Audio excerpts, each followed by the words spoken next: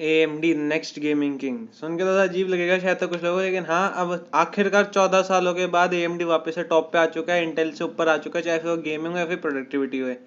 2006 तक AMD top पे था, फिर इंटेल का कोर टू डुओ सीरीज आ गई थी, वहाँ पे इंटेल ने पूरा पासा पलट दिया था।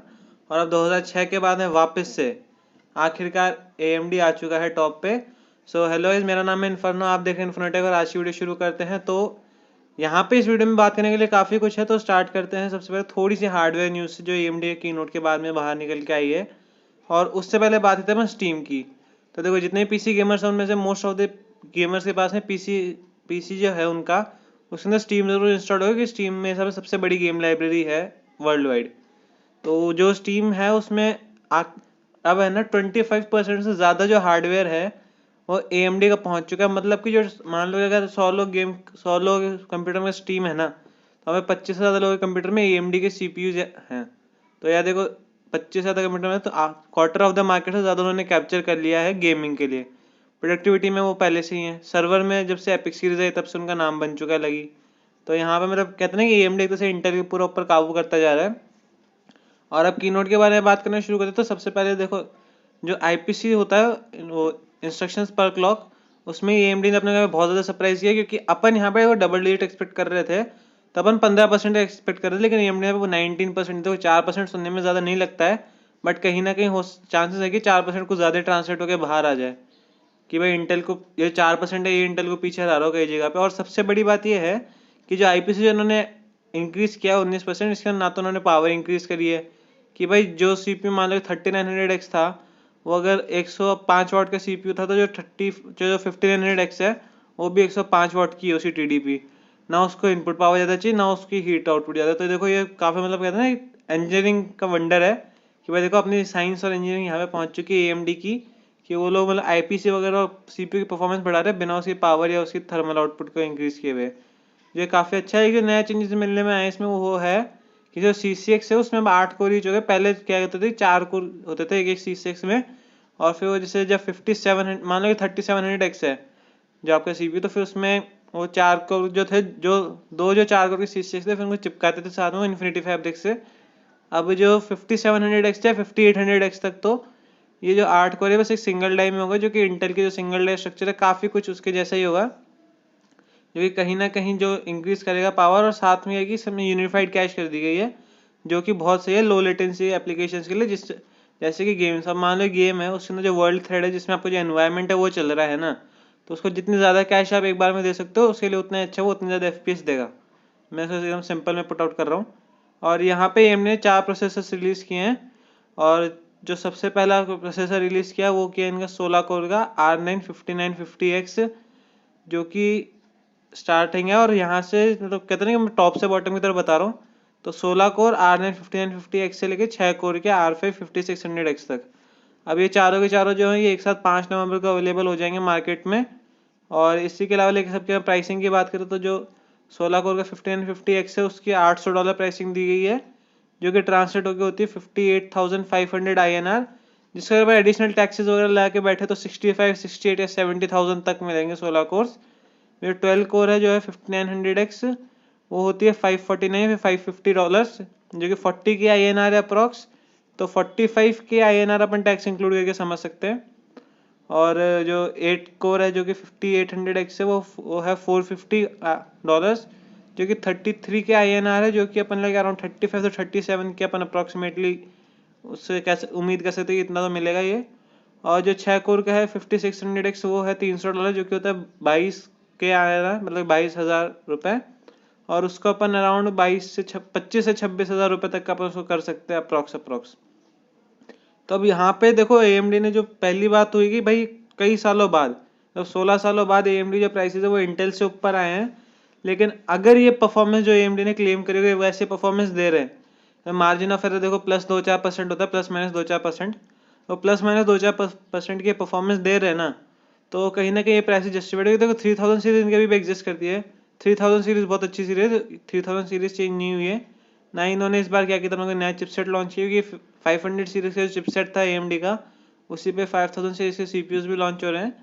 तो जो 3000 सीरीज है वो देखो अभी भी स्टिल वर्दी है ना। ठीक है ना, कि आप भाई 10-12 FPS की थोड़ी सी ज़्यादा लड़ाई के चक्कर में छोड़ो, आप 3000 सीरीज का भी प्रोसेसर लेके यूज़ कर सकते हो।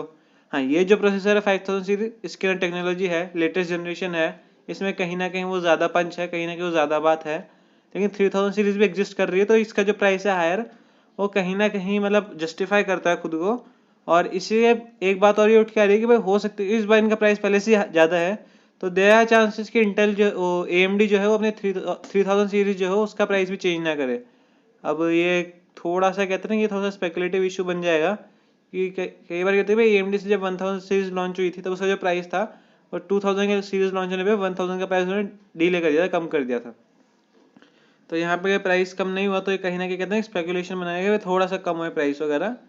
बाकी लाइक यहाँ पे जो एक थोड़ी सी डिसहार्टनिंग न्यूज़ है, हल्का सा डिसअपॉइंटमेंट जो मिला है, वो ये है कि यार देखो उन्होंने 5 गीगाहर्ट्ज हिट नहीं किया है, वो 4.9 गीगाहर्ट्ज पे टक गए 5950X पे। बट हो सकता है लास्ट मिनट पे उनके जो स्टेबिलिटी इशूज वगैरह कुछ भी आ रहे हो, उनको मास प्रोडक्शन के टाइम पे कुछ भी स्टेबिलिटी इशू वगैरह मिल रहे हो, इसलिए उन्होंने 4.9 पे उसको क्लॉक कर दिया होगा। लेकिन हाँ यार देखो 5 गीगाहर्ट्ज हिट हो जाता तो मतलब कहते हैं ना कि 5 गीगाहर्ट्ज तो मैजिकल नंबर बन चुका है। 100 गीगाहर्ट्ज मेरे हिसाब से ज़्यादातर इतना परफॉर्मेंस गैप कहाँ देते होंगे, मतलब कुछ जगह पे देंगे मेरे हिसाब से तो। लेकिन वो 5 गीगाहर्ट्ज वो नंबर होता है ना कि भाई 499 और 500, 499 खरीदते हुए तो अच्छा लगता है, और 500 जो होता है वो कुछ भी होता है ना कि बताते हो चले 500 रुपये की, 499 की नहीं है। तो वो वाली बात है कि चाहे 4.9 में तुम्हारा इंटेल चले, हमें 5 गीगाहर्ट्ज छू सकता है, वो वाली बात है। तो भाई यहाँ पे AMD में 5 गीगाहर्ट्ज दे देता, मैं बूस्ट थोड़ी देर के लिए बूस्ट होता तो ठीक है। खैर AMD ने कहा है कि 4.9 पे लंबे टाइम तक के लिए बूस्ट रहेगा, तो मान लिया भाई, अच्छी बात है। मेरे हिसाब से 100 मेगाहर्ट्ज का इतना कुछ फर्क पड़ना नहीं चाहिए। अब यहाँ पे बात आई गेमिंग की, तो यहाँ पे AMD ने कोई स्ट्रेट इंटेल से कंपेयरिंग नहीं की है गेमिंग में, लेकिन उन्होंने जो कंपैरिजन किया वो किया है Ryzen 3000 सीरीज से अपना, और जिसमें उनको 20 से लेकर 50% तक का गेमिंग इंप्रूवमेंट मिल रहा है। अब Ryzen 3000 जो है वो इंटेल से अराउंड 10% से पीछे हटता था, तो कहीं ना कहीं 20 से 50% का जो इम्प्रूवमेंट है ये इंटेल को बीट कर ही देगा इस बार।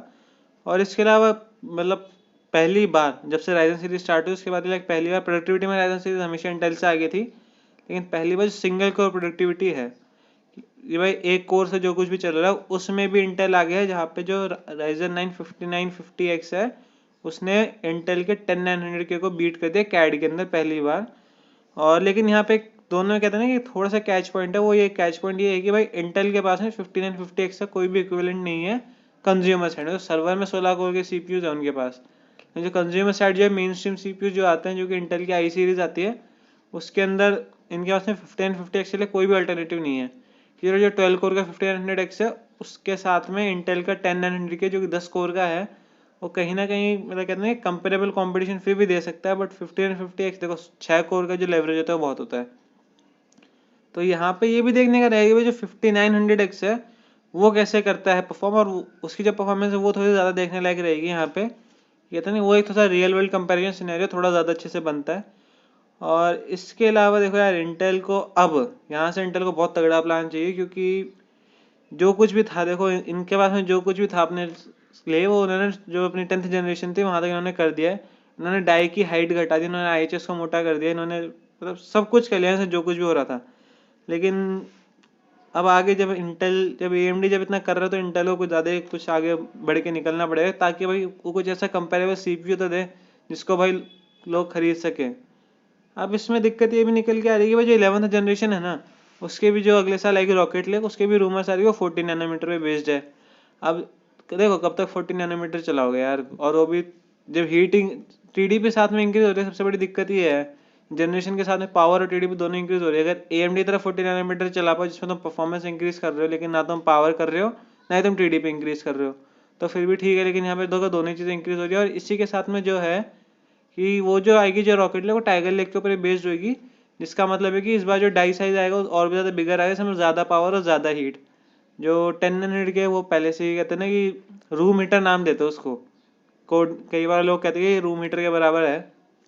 तो वहाँ पे 11th जनरेशन जो है अगर वो और भी ज़्यादा पावर और आएगा तो देखो कहीं ना कहीं राइजन के कंपैरिजन में है ना बहुत गंदी परफॉर्मेंस होगी। राइजन ने कुछ चेंज नहीं किया फिर भी 19% तो IPC इंक्रीज दे रहा है। और खैर जो ये रियल वर्ल्ड में ट्रांसलेट होगा राइजन वो भी रिव्यूज़ में पता चलेगा, लेकिन कहीं ना कहीं देखो कंपैरेटिवली इंटेल अभी विलन दिख रहा है।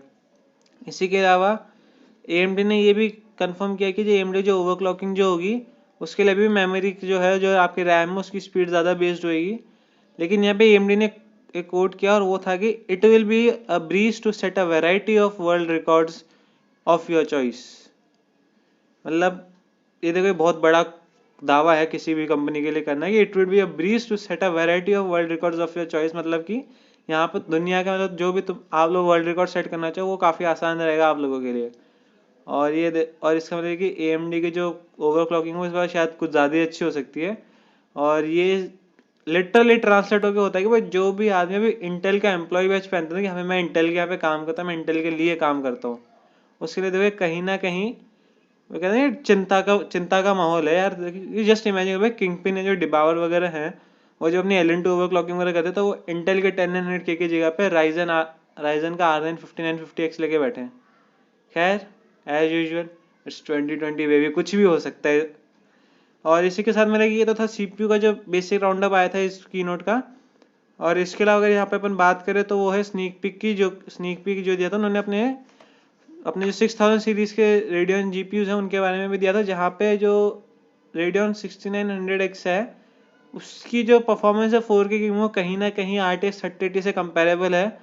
तो अब ये बात तो बॉइल डाउन होकर आ चुकी है प्राइसिंग पे और आपके जो पर्सनल जो आपको एस्थेटिक्स पसंद आते हैं उस पर, कि भाई कुछ लोग जो है वो एनवीडिया फ़ैन है वो एनवीडिया का ही लेंगे, चाहे AMD कुछ भी अच्छा निकाल लेते वो होता है।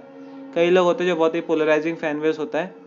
और बाकी एस्थेटिक्स भी कई बार मैटर करती है। देखो जब आप बड़े बड़े महंगे केसेस लेते हो टेम्पर्ड ग्लास पैनल के साथ में साइड के, तो अंदर के ग्राफिक्स कार्ड भी सुंदर होना ज़रूरी होता है बहुत। तो हाँ, तो बस आज की वीडियो में बेसिकली इतना ही कहना चाहूँगा। और आप अभी तक भी हमारे साथ में टिके रहे इस वीडियो के लिए तो थैंक यू। और यही है कि अब अगर वीडियो पसंद है तो इसको लाइक कीजिए, शेयर कीजिए, इस चैनल को सब्सक्राइब कर लीजिए ताकि हम जल्दी से जल्दी ग्रो करें और अपनी फैमिली को बढ़ाएं।